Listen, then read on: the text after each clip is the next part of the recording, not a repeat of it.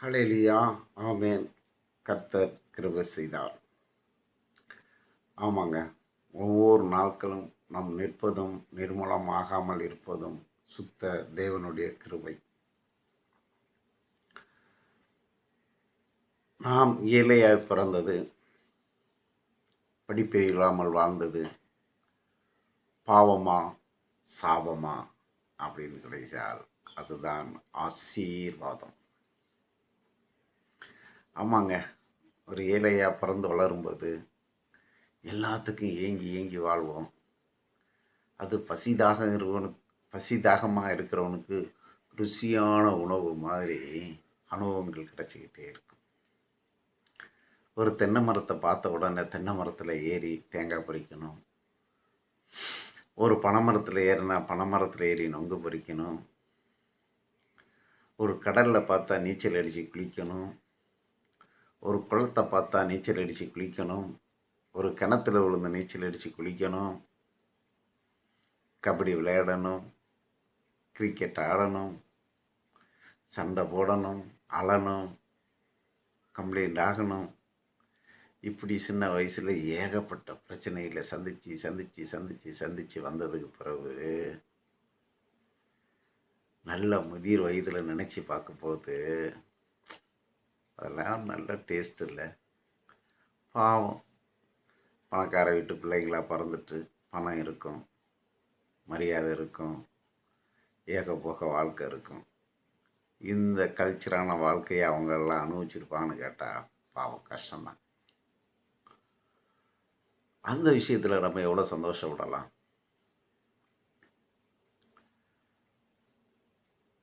ஒரு முறை எங்களோட வசதியானவங்க அவங்கள போய் முறை வச்சு சொந்த பந்தத்தில் கூடும்போது அவங்கள நம்மளை எட்டி பார்க்காம அலட்சியம் பண்ணது. குறிப்பிட்ட காலத்துக்கு பொறுத்து ஐயோ எங்கள் சொந்தக்காரங்களா அப்படின்னு சொல்ல வச்சது எல்லாம் கடவுள் கிருபை. அதே மாதிரி சிலவங்களுக்கு கொஞ்சம் வசதி வாய்ப்புகள் வந்துட்டா தங்களோட ஏழ்மையாக இருக்கவங்க அப்படி அன்பாக கூட்டாலும் கூட அப்படி ஒரு மாதிரி மூஞ்சி காமிக்கிறது. அதெல்லாம் நினச்சி பார்த்தா இப்படிலாம் மனிதர்கள் இருக்கிறார்கள்ல. ஆமாங்க, அது மனிதர்கள் அவங்க தேர்ந்தெடுக்க பாதை.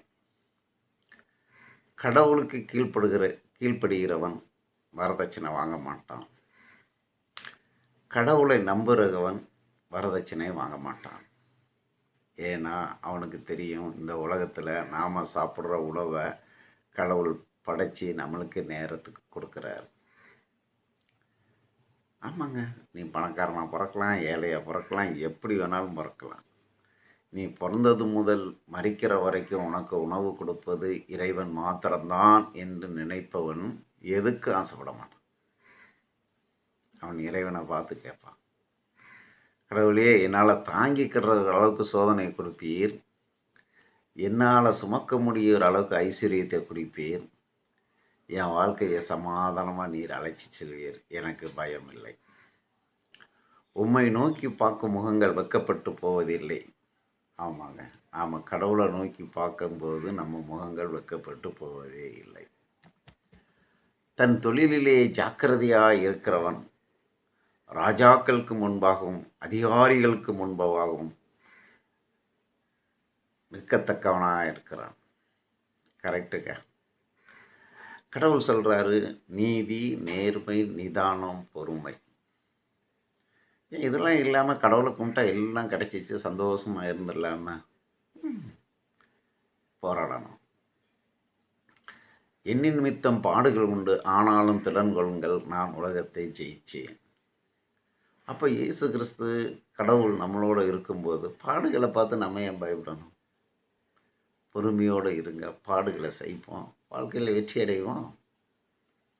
யார் மதிச்சா என்ன, யார் மதிக்கட்டா என்ன, யார் நம்மளை தூக்கி அவமானப்படுத்தினா என்ன? ஒரு வாழ்க்கையில் போராடுறோம், பிரச்சனைகள் வரும், அந்த பிரச்சனைகளை தாண்டி போயிட்டே இருப்போம். என்ன இப்படி பேசிகிட்டு இருக்கேன்னு பார்க்குறீங்களா? கரெக்டு தாங்க. கரெக்ட். ஒரு வீட்டில் உட்காந்து சோபா அடிச்சுக்கிட்டு இருக்கிறோம். நல்ல ஐஸ்வர்யமான வீடு. அவங்க ஒரு மதத்தை சார்ந்தவங்க. என்னய்யா எப்படி இருக்கீங்க, உங்கள் ஃபேமிலி எப்படி எப்படிங்க அப்படி பேசிகிட்டு இருக்கும்போது அவங்க என்ன தொழில் பண்ணுறாங்கங்கிறது ஓரளவு தெரிஞ்சுக்கணும். ஒரு ஒரு வருஷமோ 2 வருஷமோ கழித்து டேவிட் சார் நல்லா இருக்கீங்களான்னு கேட்டாங்கன்னா ஆன்னு முழிப்போம். ஏன்னா ஒரு முறை பார்த்தது. நாங்கள் இந்த கடை வச்சுருந்தோம், இந்த இது இருந்துச்சு, ஓ ஞாபகம் வந்துச்சு அப்படின்னு சொல்லுவோம். அப்படி பேசிக்கிட்டு இருக்கும்போது ஒருத்தங்க சொன்னாங்க, எங்கள் ஒய்ஃபு வழியில் ரொம்ப வசதியானவங்க. அப்புறம் அவங்க அப்பா இறந்ததுக்கு அப்புறம் அவங்க வீட்டில் அவங்க அண்ணன் பொறுப்பெடுத்தாங்க. யாரோ செய்வனை வச்சுட்டாங்க. சொல்கிறது 2025. செய்வனன்னா என்ன அப்படின்னா, அது உலகம் தோன்ற நாள் முதல் இருந்துக்கிட்டே இருக்கு. உலகம் ஃபுல்லாக இருந்துக்கிட்டு தான் இருக்குது. இந்த செய்வனை வைக்கிறாங்களே இல்லையோ, நமக்கு நாமே செய்வனை வச்சுக்கிடுறோம். நமக்கு நாமளே செய்வனை வச்சுக்கிடுறோம். அவ்வளோ வசதியான குடும்பத்தில் பிறந்துட்டா அவர் ஸ்கூலுக்கு போவார், வருவார். இந்த பிள்ளைகளோட பேசக்கூடாது, இந்த பையனோட பேசக்கூடாது, இந்த பசங்கள்லாம் திருட்டு பசங்க, இந்த பசங்க திருடிடுவானுங்க, இவனுங்கள்லாம் இங்கே தான் வச்சுருக்கணும் அப்படின்னு சொல்லி இவங்க எந்த ஒரு வாழ்க்கை போராட்டமும் போராடாமல் வீட்டுக்குள்ளேயே தனக்குத்தானே தாப்பா போட்டுக்கிட்டு வாழ்ந்துக்கிட்டு இருக்க பிறகு ஒரு குறிப்பிட்ட ஸ்டேஜில் அவங்க வீட்டில் அவங்க அப்பா தான் எல்லாத்தையும் பார்க்குறவர் இந்த உலகத்தை விட்டு போயிட்டா இந்த பிள்ளைங்க வெளியில் வந்து என்ன செய்யணும் தெரியாமல் இருந்திருக்காங்க. இவங்களுக்கு செய்வனை வச்சது யார்? இவங்க தான் இவங்களுக்கே செய்வனை வச்சுக்கிட்டாங்க. காரணம் இவங்கள்ட்ட வந்த பணம். ஒரு மனுஷன் பணத்தை மட்டுமே சேர்த்து வச்சா அது அவனுக்கு சோம்பேறித்தனத்தையும் உழைக்காத தன்மையும் தான் கற்றுக் கொடுக்குதுங்க. அது ஆணாக இருக்கலாம், பெண்ணாக இருக்கலாம். நாம் பிறந்துட்டா நமக்கு 3 வேளையும் சாப்பாடு வரணும், நல்லா ட்ரெஸ் பண்ணணும், நல்ல வாழ்க்கையில் போகணும், நம்மளை பார்த்தா எல்லோரும் மதிப்பாக கூப்பிடணும், இந்த குடும்பத்துக்குள்ள அப்படி இப்படின்னு சொல்லணுங்கிற ஒரு பெருமையான வாழ்க்கையை கல்யாணம் ஆகிற பெண்ணும் நினச்சிக்கிட்றாங்க, கல்யாணம் ஆண்கிறனும் நினச்சிக்கிட்றாங்க, குழந்தையாக போகிறவங்களும் அது இன்ட்ரெஸ்ட் எடுக்கிறாங்க. அவங்களால தான் வெளியில் வந்து வாழ்க்கையை போராட தெரியாமல் தனக்குத்தானே செய்வனை வச்சுக்கிட்டு அது செய்வனை வச்சுக்கிட்டு இருக்கேங்கிட்ட போய் உட்காந்து பேசினோம்னா என்னங்க உங்கள் வாழ்க்கையில் கற்றுக்கிட்டீங்கன்னு கேட்டிங்கன்னா, நாங்கள் பிறந்தோம், ஸ்கூலுக்கு போனோம், 3 வேளை சாப்பிட்டோம், ட்ரெஸ் பண்ணோம், தூங்கினோம், எங்களை கல்யாணம் பண்ணி கொடுத்தாங்க. சோம்பேறி யார் கல்யாணம் பண்ணுவா? கல்யாணம் பண்ணவர் பாவம் ஏதோ ஒரு நேரத்தில் கொஞ்சம் வரதட்சணை அதிகமாக கொடுக்குறேன்னு கல்யாணத்தை பண்ணிக்கிட்டாரு. இந்த அம்மா கல்யாணத்தை பண்ணால் வீட்டில் இருந்த மாதிரி உட்காரணும், திங்கணும், தூங்கணும், கையெழுத்து போடணும், சம்பாதிச்சு போடணும். யார் அக்ரிமெண்ட்டில் கையெழுத்து போட்ட கல்யாணம் பண்ணவும் சம்பாதிச்சு போடணும். அப்போது செலவுகள் அதிகரிக்கும் போது, வருமானங்கள் குறையும் போது உடல் ரீதியான பிரச்சனை வரும், சொத்து ரீதியான பிரச்சனை வரும், வட்டிக்கு வாங்க வேண்டிய இருக்கும், வட்டி கொடுக்க வேண்டி இருக்கும், சொந்த பந்தத்துக்கு பெருசாக ஃபங்க்ஷனுக்கு பண்ண வேண்டி இருக்கும். இன்னும் அதிக பணக்காரங்க மாதிரி வாழ்க்கையில் வாழணும்னு நினைக்கும்போது சோம்பேறியாக இருக்கிறவங்களுக்கு கிடைக்காது, சோம்பேறிங்களுக்கு கிடைக்காது.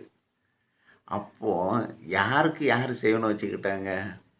நமக்கு நாமளே செய்வனை வச்சுக்கிட்டோம். கரெக்டு தாங்க. ஒவ்வொரு மனுஷனும் இன்றைக்கி 8 அடி பாய்ஞ்சா 16 அடி பாயணும் அப்படின்னு சொல்லுவாங்க இல்லையா? தேவன் சொல்கிறார், என் ஜனங்களே நீங்கள் போங்கள், நீங்கள் கால் வைக்கும் தேசத்தை நான் ஆசீர்வதிப்பேன்னு சொல்லியிருக்கார். இவன் சோபா விட்டு காலை கீழே இறங்க மாட்டேங்கிறானே, வாழ்க்கைங்கிற போராட்டத்துக்கு நடக்கவே மாட்டேங்கிறானே, வாழ்க்கைங்கிற போராட்டத்துக்கு சிந்திக்கவே மாட்டேங்கிறானே, அப்படியே தொட்டிலில் தூங்கிக்கிட்டே இருக்கணும், தாளாட்டிக்கிட்டே இருக்குன்னு நினைக்கிறானே, அவனுக்கு யார் செய்வனை வைக்கணும்? உழைக்கிறவங்க, சிந்திக்கிறவங்க, படிக்கிறவங்க, போராடுறவங்க. ஒரு பெரிய போராட்டம் தான். அவமானத்துக்கு மத்தியில் தான் கல்வியை கற்றுக்கிட முடியுது. அந்த கல்வியை கற்றுக்கிட்டவங்களுக்கு யாரும் செய்வனை வைக்க முடியல. ஆமாங்க. படிப்பறிவும், பகுத்தறிவும், சிந்திக்கிற தன்மையும் இல்லாமல் வாழ்கிறவங்களுக்கு தாங்க செய்வனை வைக்கிறாங்க. அறிவை தேடுவோம், கர்த்தருக்குள் மலிப்போம், அறிவை வெளியே போலவும் புதையில போலவும் நாடி தேடி பெற்றுக்கொள்வோம். அல்லேலூயா, ஆமென்.